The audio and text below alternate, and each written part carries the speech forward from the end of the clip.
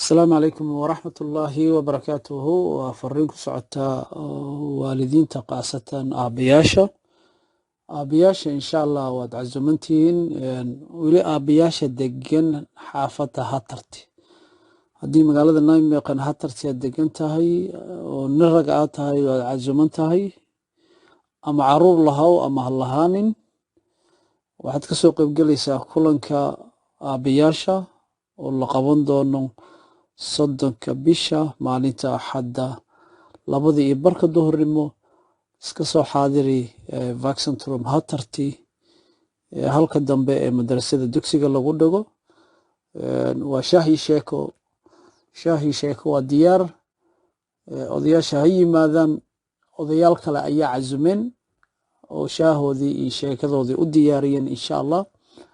waxa laga rabaa inaad imaato soo xaadirta kaliya waqtigana ilaaliso 2:00 ayaa halkaas la iskugu iman doona hadda xaafada Hatarti degan tahay waad ku cazuman tahay liima sheegin hadhow ma dhahaysid insha Allah fariintan hadii ku soo gaarto ima dadka xaafadaha kala degan akhyaarta qaar haday soo cazuntaan waa gooni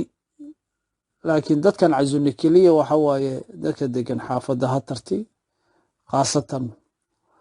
iyo dad aan qolo kale qofka ay soo cazumteen oo yiraahdeen aniga hebel iyo hebel soo cazumtay marka hadii fadlan xaafada deganeen oo dadka soo cazumanayso dadka cazumanayso tiradooda in la ogaado waa muhiim waa sababtoo ku tala gal u baahan yahay waxyaalihi hab iska cuni lahay iyo cuntadii iyo waxaas oo dhan waa in liiska lagu daro fadlan marka hadaad xaafadaas deganeen soo wargeli maamulka ogeysii ama emailka skn@hatarti@gmail ku soo dir ama telefoonada nagala soo xiriiraysaa oo ah eber 6 خير في البدن بعدين رجين إن شاء الله وحنا بلنا يوم واحد وصلى الله على سيدنا محمد waxaan ugu qasbay inaan dadka dhahna